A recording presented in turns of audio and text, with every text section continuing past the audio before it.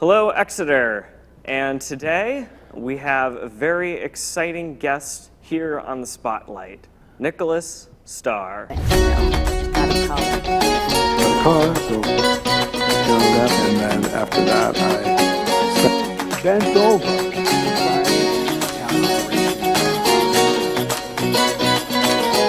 It's a pleasure to have you on show one.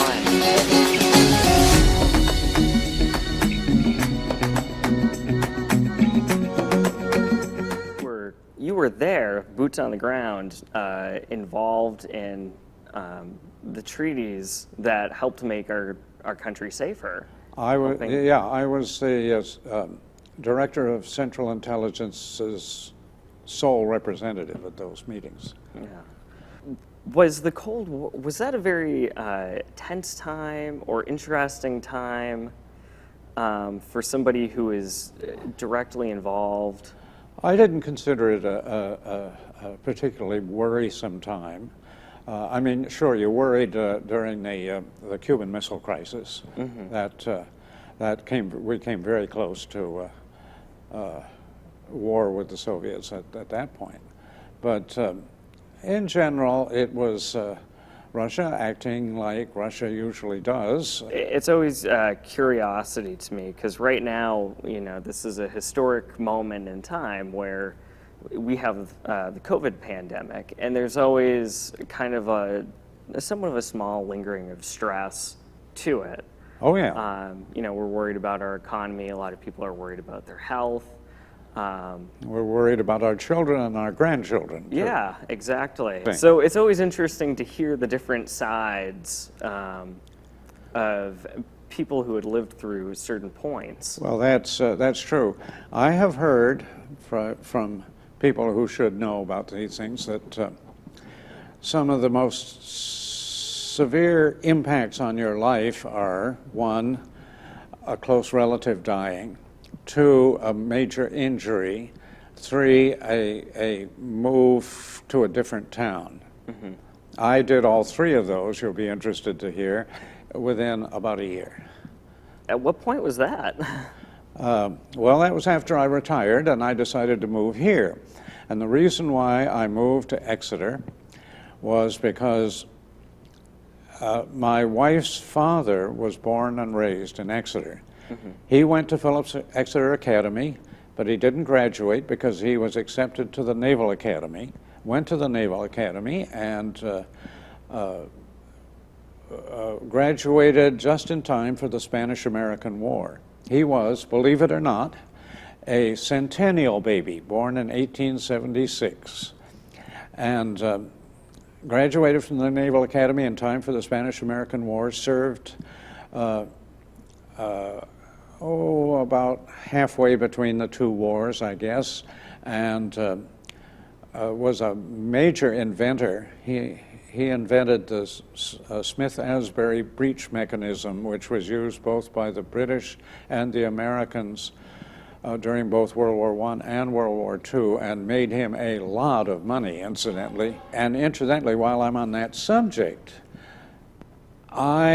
he was a dedicated letter writer home, mm-hmm. as many people were back then. We'll never see it again because everybody uses email and things like that. Mm-hmm.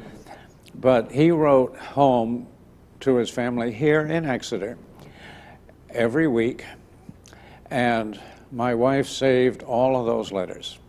And a few years ago, I transcribed all 22 and a half years worth of letters. Mm-hmm. With one hand, because of being shot by a terrorist, I don't have any use of this hand. Mm-hmm. And it was an absolutely fascinating story because it was during the time that the Navy was switching from sail to steam, and he had some wonderful stories to tell. I gave a copy of that transcription, 5 volumes of it actually, to the Historical Society here. Right. Do you have a memorable moment of your time within the CIA? Well, I have a funny story that I can tell you. I went back to the negotiations in Geneva a couple of years after the treaty had actually been signed. And the treaty calls for a standing consultative commission, which is the one that each side can say, hey, what are you guys doing there? Or challenge what they think is a violation. Well, I was chatting after one of the plenary sessions with the head of, I guess it was the head of the deputy Soviet there. And we had, I should start out by saying that we had a wonderful State Department interpreters. They were really great.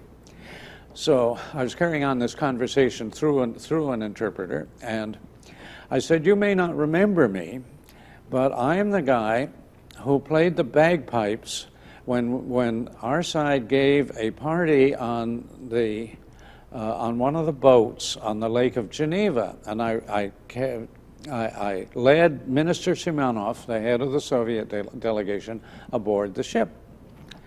And our interpreter was going along perfectly well, and all of a sudden he stopped dead. He looked at me and he said, bagpipes, bagpipes. He didn't know the word for bagpipes, the Russian. And without blinking an eye, I looked at him and I said, Valinka. And he said, Valinka, and went on interpreting. I know very little Russian, but that's one of the few words that I happen to know. And I've always thought that it would be great fun to see my KGB file, just because it probably says he pretends to not understand Russian, but actually is a fluent speaker, because who but a fluent speaker would know a dumb little word like Valinka? That would be a great file to read. Pretends because he knows Valinka. And kind of straying away from the topic of fun, just for a quick moment, you mentioned before that you had been injured, you had been shot. Yes. I was shot by a Pakistani terrorist who was waiting at the front gate to CIA, and he shot 5 people. This was in January 25th, 1993, if I remember correctly. You can Google me if you want to check it. Anyway, he was waiting at the front gate, and they shot 5 people, killed 2 of them, injured 3. I was the most severely injured of the 3 survivors. And well, I will tell you that the only reason why I am here at all is because the medevac helicopter that is owned by the Fairfax County, Virginia, was in the air at the time the call came in, after I got shot. They were going to the hospital for training, and all he had to do was divert, come down, pick me up, and go back to the hospital. If there had been any waiting to speak of, I wouldn't be here, literally would not be here. I mean, well, I stayed on the rolls for another year, but I knew perfectly well that I wasn't going to be going back to work, and I didn't want to take up a slot. And so I asked my friend Bob Gates, who was the director at the time, if can't I quit? And so he arranged it, and in fact, they arranged it so that I have workers' compensation for that, even though it happened while I was out on a public road. Very nice, kind thing of him to do for you. Yeah. Yeah. What was your initial impression of Exeter, the community in the area that convinced you to stay? Well, I like Exeter. I like the people, although I don't know a lot of people here, but the way it's growing, I don't think it'd be possible to keep up.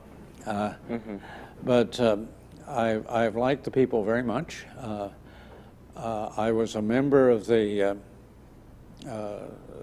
trustee in the Historical Society for a number of years right after we moved in. The thing that made it especially appealing was the fact that since my wife's father had grown up here, she had a number of cousins, two cousins in particular, three cousins in particular, and they were very welcoming. Since they were my wife's cousins, I suppose I should call them cousins-in-law, shouldn't I? Cousins-in-law. But they were very welcoming. Pete Smith and Jody Pellerin and Jody's brother, Bill Johnson. What inspired you to get involved with that? Oh, I was asked to. You were just asked. Well, Pete Smith, who was on the Historical Society at that point, was knew that I had an interest in the history of the town,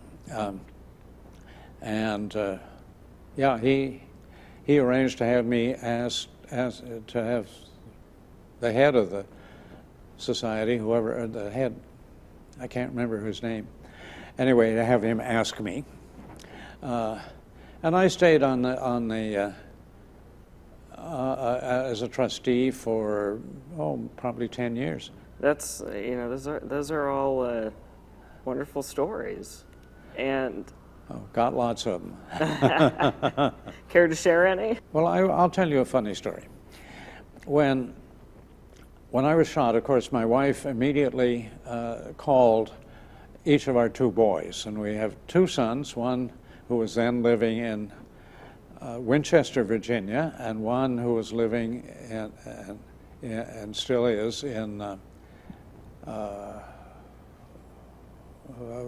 St. Croix in the Virgin Islands.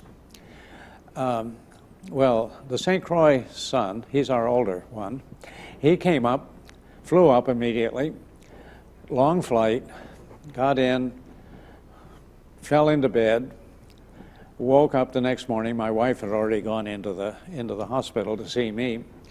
So he hopped in the car and he drove to the hospital. Well, he parks the car, goes up to the front desk, and now remember that they didn't know who it was or what the person's motives were, the shooter. So he goes up to the front desk and he says, "Hello, I'm Richard Starr, and I'm here to see my father." Well, what he didn't know was we were all in alias, and we had policemen sitting in front of our hospital doors. And so he was immediately descended upon by the Fairfax County Police, who took him out to their car, spread-eagled him, searched him, and finally he was able to persuade them that he was really a good guy. So he walks back in and he says, "Let's try this all over again."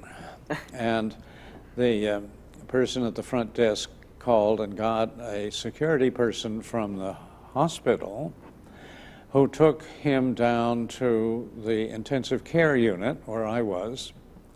And as you may know, intensive care units are just, in most hospitals anyway, are just alcoves with curtains across. So he doesn't know whether I'm on death's door or what.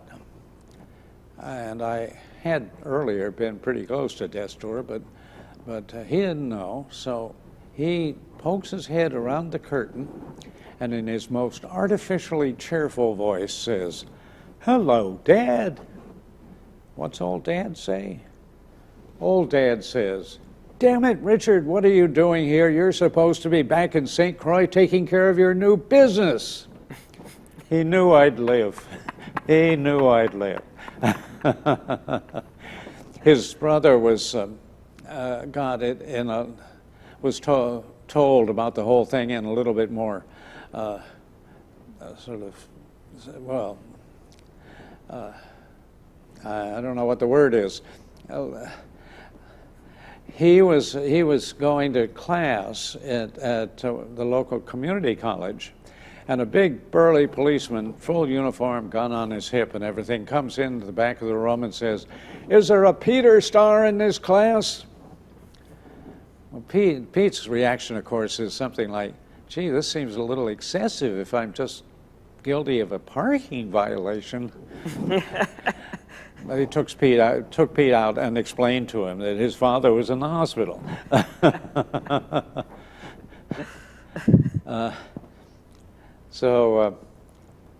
But luckily they still have a father. Well, Nicholas, Nick. Nick, thank you again for your time and coming down here and sharing your stories with me. This was fun. I enjoyed it, and it was good to meet you. Yeah, it was a pleasure to meet you too. Thank you again. And Exeter, if you are interested in sharing your story as well, having some time in the spotlight, feel free to contact us at extvg@exeternh.gov. Thank you, and have a wonderful day.